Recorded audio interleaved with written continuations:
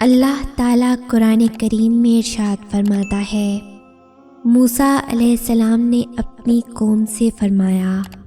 اللہ تعالیٰ کا سہارا حاصل کرو اور صبر کرو، یہ زمین اللہ تعالیٰ کی ہے، اپنے بندوں میں سے جس کو چاہے وہ مالک بنا دے، اور آخر کامیابی انہی کی ہوتی ہے جو اللہ سے ڈرتے ہیں۔ سکون کی غرض سے اسے ڈھونڈنے نکلو گے تو اسے السلام پاؤ گے، جب گناہوں کی لپیٹ میں آ کر ہار جاؤ گے تب اسے الغفار پاؤ گے، جب سارے دروازے بند ہو جائیں گے تم پر تو تب تم اسے الفتح پاؤ گے، جب تم یقین کے ساتھ اس کے روبرو دعا کے لیے ہاتھ اٹھاؤ گے تب اسے المجیب پاؤ گے، جب اپنے معاملات کا فیصلہ اس پہ چھوڑ دو گے تب اسے الحکیم پاؤ گے، جب کام کہیں سے نہ بن پائے گا تب اسے الوکیل پاؤ گے، جب اپنی من پسند چیز اس کی حفاظت میں چھوڑ دو گے تب اسے الحفیظ پاؤ گے، جب بے بسی کی انتہا تمہیں سجدے میں گرا دے گی تب تم اسے القادر پاؤ گے، جب دنیا کی ساری محبتیں تمہیں رد کر دیں گی تب تم اسے الودود پاؤ گے۔ اللہ تمہارے دشمنوں کو خوب جانتا ہے اور تمہاری حمایت اور مدد کے لیے اللہ ہی کافی ہے۔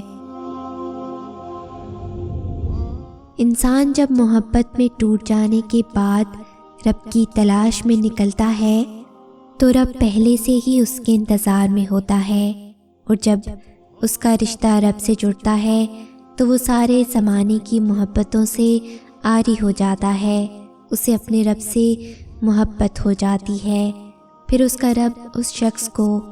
جس نے اس کا دل توڑا ہوتا ہے اسے لا کے اس کے قدموں میں ڈال دیتا ہے، لیکن اس وقت آپ کو اس شخص کی، اس کی محبت کی، اس کی ہمدردی کی ضرورت نہیں ہوتی، کیونکہ آپ اسے بہت پیچھے چھوڑ چکے ہوتے ہیں، آپ اپنے رب سے اور آپ کا رب آپ سے راضی ہوتا ہے، پھر رب کن فرماتا ہے اور آپ کو وہ دیتا ہے جو آپ کے گمان میں بھی نہیں ہوتا۔ اپنے غموں کو اللہ سے جوڑنا کتنا پرسکون ہے نا، نہ کچھ کھو دینے کا ملال، نہ کچھ پانے کی فکر، بس اندھا یقین ہے، پھر چاہے کشتی مجدھار میں ہی کیوں نہ ٹھہری ہو، جب یقین کی سرحدوں پر مومن کھڑا ہو تو لڑکھڑاتا نہیں ہے، اور اللہ پر یقین کرنے کے بعد کوئی سوال بچتا ہے کیا؟ جیسے اس کی رحمت لامحدود ہے، اس کا ظرف بھی لامحدود ہے، بس اپنے ٹوٹے ہوئے ٹکڑوں کو سمیٹو اور خالق کی سمت بڑھتے جاؤ، خالق خود ہی نمٹ لے گا تمام دکھ دردوں سے۔ مومن کبھی غمزدہ یا نا امید نہیں ہوتے، نہ ہی رب کی ذات سے بدگمان ہوتے ہیں، اس کی قرب کی منزلیں گمان سے بھی آگے جاتی ہیں، جو تم نے مانگا وہ نہیں ملا تو کیا ہوا، اس کی پسندیدگی تو مل گئی نا، اور جسے اللہ چن لے اسے کون ٹھکراتا ہے بھلا، اس کی موجودگی کا احساس اللہ ہو کی صدائیں پیاسی روح کی پیاس کا محور بن جاتی ہیں، اور وہ تمہارے ساتھ ہوتا ہے تم جہاں کہیں بھی ہو۔ اللہ تعالیٰ تمہارے لیے راستے بنانے والا ہے، لوگوں کی باتوں میں مت آؤ، وہ تمہیں ڈراتے ہیں، تمہیں مایوسی کے سمندر میں لا کھڑا کرتے ہیں، تمہیں جب بھی کوئی پریشانی آئے تو لوگوں سے بیان کرنے کی بجائے اللہ کے حضور جھک جایا کرو، وہ تمہیں دلاسا دیتا ہے، ہر مشکل کے ساتھ آسانی ہے، تم جب کہتے ہو کوئی تمہارا نہیں ہے، کوئی تمہاری پکار نہیں سننے والا ہے، پھر دلاسا آتا ہے، اللہ فرماتا ہے تم مجھے پکارو میں تمہاری دعا قبول کروں گا۔ ہزاروں خیر خواہ ہوں، ہزاروں دوست ہوں، ان گنت لوگوں سے بھری محفل ہو یا پھر لاکھوں لوگوں کا قافلہ ہو، زندگی کے کچھ مرحلے انسان کو تنہا ہی اللہ کے ساتھ طے کرنے پڑتے ہیں،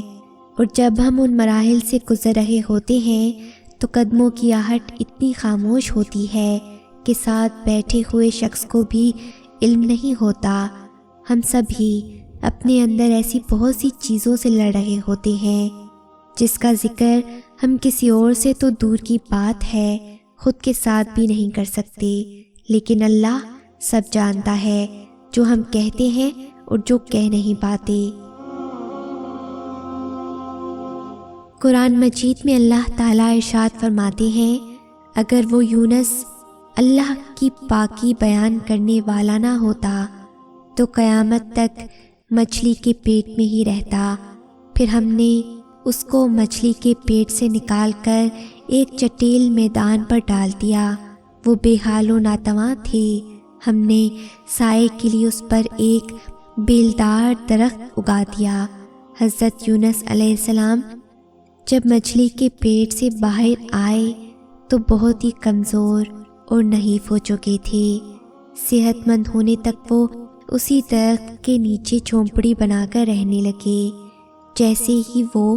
صحت مند ہوئے وہ واپس اپنے لوگوں کے پاس نینوی چلے گئے۔ اللہ تعالیٰ نے نہ صرف انہیں معاف کر دیا بلکہ ان کے لیے یہ کام آسان کر دیا۔ وہاں کے لوگوں نے ان کا بڑی مسرت سے استقبال کیا۔ اب یہ لوگ اللہ کے نیک بندے بن چکے تھے اور انہوں نے اللہ کا پیغام ماننا شروع کر دیا تھا۔ اللہ فرماتا ہے، اور ہم نے اسے اس کے 1,00,000 لوگوں کے پاس بھیج دیا، وہ ماننے والے تھے، اس لیے ہم نے انہیں ایک وقت تک زندگی کا لطف دیا۔ اگر اللہ نے آپ کو کسی کا محتاج نہیں رکھا، آپ کو کسی کی طرف دیکھنا نہیں پڑتا کہ وہ آپ کی بھوک مٹائے، آپ کی ضرورتیں پوری کرے، کہ آپ کا ہاتھ پکڑ کر چلائے، آپ کے منہ میں نوالے ڈالے، آپ کی بیماری میں سہارا بنے، کہ اللہ نے آپ کو اپنے سوا کسی کا محتاج نہیں رکھا، اور اگر کسی کا محتاج سہارا رکھا ہے تو اس کی پیشانی پر بل نہیں، وہ اعلیٰ ظرف ہے جو دیتا ہے اور جتاتا نہیں، جو دیتا ہے اور واپس چھینتا نہیں۔ انسان ناشکری کرتا ہے تب بھی اللہ نعمتیں نہیں چھینتا، وہ احساس دلاتا ہے کہ ان کی قدر کرو۔ نعمتیں ناشکری سے زیادہ ناقدری پر ہم سے دور ہوتی ہیں، اور ناقدری انسان کرتا ہے۔ اگر آپ ناقدر انسان نہیں اور اگر آپ کسی بھی سلسلے میں کسی کے بھی محتاج نہیں تو کہیں الحمدللہ۔ اپنی کہانی جس کے بھی پاس لے کر جاؤ گے نا، کوئی مشورہ دے گا، کوئی تمہیں غلط کہے گا، کوئی تم پر ہی ہنسے گا، کوئی تسلی دے گا، اور پھر سب تمہیں بھول جائیں گے، تمہارا غم بھول جائیں گے، تو باتیں کہہ کر آگے بڑھ جائیں گے۔ مگر جب اللہ کے پاس اپنی عرضی لے کر جاؤ گے نا تو وہ سنے گا، مشورہ نہیں ہدایت دے گا، تمہیں غلط نہیں تمہیں سکون دے گا، تمہیں بھولے گا نہیں ہمیشہ یاد رکھے گا۔ سب بھول جاتے ہیں مگر اللہ یاد رکھتا ہے۔ اپنے اکیلے پن میں اسے یاد کیا کرو اور وہ تمہیں یاد کرے گا۔ ہوا کی سی چلتی زندگی میں اللہ ایک ایسا سہارا ہے جو کبھی گرنے نہیں دے گا، کبھی ٹوٹ کر بکھرنے نہیں دے گا۔ لوگ سہارا بنتے ہیں مگر سنبھالنے کے لیے نہیں، مزید توڑنے کے لیے۔ امیدیں لگانا صرف اللہ کے لیے رکھ لو، بھروسہ صرف اسی پہ کرو۔ ہر مشکل کا ایک راستہ وہ کھلا چھوڑ دیتا ہے، اور وہ راستہ صبر اور توکل سے ہی ملتا ہے، کیونکہ وہ اکیلا کافی ہے، اکیلا کارساز مالک و خالق ہے، وہ سب ٹھیک کر دے گا۔ اس آیت کو دل کی تسبیح بنا لو، اللہ تمہارے دل کا سہارا بن جائے گا۔ جب اللہ کے پیغمبر حضرت ابراہیم علیہ السلام کو آگ میں پھینکا گیا، جب رسول پاک صلی اللہ علیہ وآلہ وسلم کے سامنے دشمنوں کی ایک فوج آ کھڑی ہوئی، تو تب ان کا بھی سہارا اللہ تھا جو اب تمہارا ہوگا۔ صبر کرنے کا بدلہ تو اللہ غیر مسلم کو بھی دیتا ہے، ہم تو پھر بھی مسلمان ہیں۔ صبر کرنے کا مطلب خود کو مجبور و لاچار سمجھ کر حالات کے اوپر چھوڑ دینا نہیں ہوتا، بلکہ موجودہ میسر وسائل کو، اپنی بچی کچی ہمت کو اکٹھا کر کے استعمال میں لانا ہوتا ہے۔ صبر آپ کو دلی اطمینان دیتا ہے، امید دیتا ہے، اخلاق میں بہتری لاتا ہے، نہ کہ رونا دھونا اور شکوے شکایات۔ جب میرا رب اپنے قریب ہونے کی اتنی واضح نشانی دیتا ہے کہ میں صبر کرنے والوں کے ساتھ ہوں، تو پھر میں اس کا قرب محسوس کرتے ہنسی خوشی صبر کیوں نہ کروں۔ اس لیے اپنی سب الجھنیں پریشانیاں اپنے اللہ کو سونپ کر صبر سے سکون حاصل کریں کہ جب اللہ ساتھ میں ہو لیا تو سب کچھ بہتری کے لیے ہو رہا ہوتا ہے۔ جب تم رب کی چاہت میں سر جھکا دو گے، پھر وہ بھی تمہاری چاہت کے لیے کن کہہ دے گا۔ جب کوئی تمہارا دل توڑ جائے، تمہاری ذات کی دھجیاں اڑا جائے، جب کوئی تمہارا ذہنی سکون تباہ کر ڈالے، تو یاد رکھنا کوئی ہے جو سب دیکھ رہا ہے، کوئی ہے جو کچھ نہیں بھولتا۔ تم بس اس کی طرف لوٹ جانا، وہ تمہیں اپنی آغوش میں سکون نصیب کر کے تمہارے ساتھ ہوئی ہر زیادتی کا بدلہ لے لے گا۔ وہ تم پر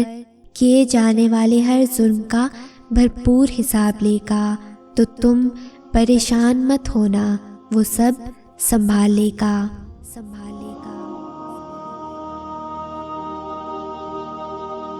اگر اس ویڈیو نے آپ کے دل پر اثر کیا ہے تو اسے زیادہ سے زیادہ لائک اور شیئر کریں۔